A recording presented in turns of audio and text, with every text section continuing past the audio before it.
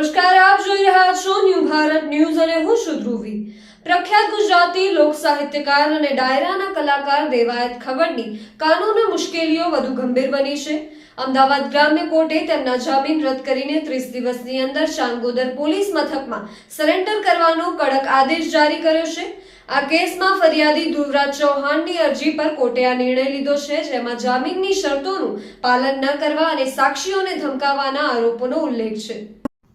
આ કેસની શરૂઆત તલાલા તાલુકાના ચિત્રોડ ગામની સીમમાં થયેલ હુમલા અને લૂંટના ગુનાથી થઈ છે, જેમાં ધ્રુવરાજસિંહ ચૌહાણ પર ખવડ અને તેમના 6 સાગરીતોએ હુમલો કર્યો હતો। આ ઘટના 17 ઓગસ્ટ 2025ના રોજ બની હતી, જેમાં હત્યાનો પ્રયાસ, આઈપીસી 307, રાયોટિંગ, આર્મ્સ એક્ટ અને લૂંટ જેવા ગંભીર આરોપો નોંધાયા હતા। પોલીસે ખવડ સહિત 7 આરોપીની ધરપકડ કરી હતી, પરંતુ ફોજદારી કોર્ટે તેમને 15,000 રૂપિયાના જામીન પર મુક્ત કર્યા હતા।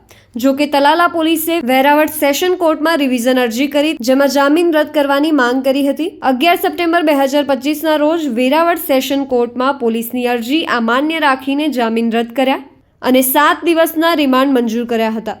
આ પછી ખવડ અને તેમના સાગરીતોએ મોડી રાત્રે તલાલા પોલીસ સ્ટેશનમાં સરેન્ડર કર્યું હતું, જેનો વિડીયો સોશિયલ મીડિયા પર વાયરલ થયો છે। વિડીયોમાં ખવડ પોલીસ કર્મીઓને ગળે લગાવવાનો પ્રયાસ કરે છે, પરંતુ કેમેરો જોતા જ તેમને દૂર ખસેડવામાં આવે છે। કોર્ટના આદેશ પ્રમાણે તપાસ અધિકારી સમક્ષ 17 સપ્ટેમ્બર સુધી હાજરી આપવાની હતી, પરંતુ ખવડ કોર્ટમાં હાજર ન થયા હોવાથી તેમના વકીલ લેખિતમાં સંમતિ આપી હતી। આ કેસમાં ફરિયાદી ધ્રુવરાજ ચૌહાણે અમદાવાદ ગ્રામ્ય કોર્ટમાં અલગથી અરજી કરી હતી, જેમાં જાણ કરવામાં આવી છે કે જામીન પર મુક્ત થયા પછી ખેવડે સાક્ષીઓને ધમકાવીને ડરાવવાનો પ્રયાસ કર્યો છે। આ આરોપોને કારણે કોર્ટે જામીનમાં શરતોના ભંગને ગંભીરતાથી લઈને રદ કરવાનો નિર્ણય લીધો છે। કોર્ટે 30 દિવસની મહત્તમ સમય મર્યાદા આપી છે, જેમાં ખવડે ચાંગોદર પોલીસ મથકમાં સરેન્ડર કરવાનું છે।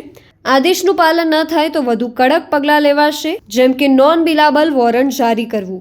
દેવાયત ખડક ગુજરાતી લોક સાહિત્યમાં પ્રખ્યાત છે, જેમણે ઈશરદાન ગઢવી જેવા કલાકારોના પ્રેરણાથી કારકિર્દી શરૂ કરી અને જેમને વિદેશમાં પણ પ્રદર્શનો કર્યા છે, પરંતુ તેમના વિરુદ્ધ અગાઉ પણ ગંભીર કેસો નોંધાયા છે, જેમ કે 2022માં રાજકોટમાં મયુરસિંહ રાણા પર હુમલાનો કેસ, જેમાં હાઈકોર્ટે કન્ડિશનલ જામીન આપ્યો હતો।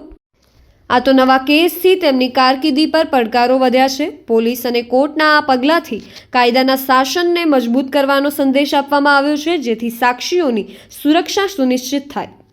મળી રહેલી માહિતી અનુસાર ખવડના વકીલો હવે હાઈકોર્ટમાં અપીલ કરવાની તૈયારી કરી રહ્યા છે, જ્યારે ફરિયાદી પક્ષે ન્યાય મેળવવાની આશા વ્યક્ત કરી છે।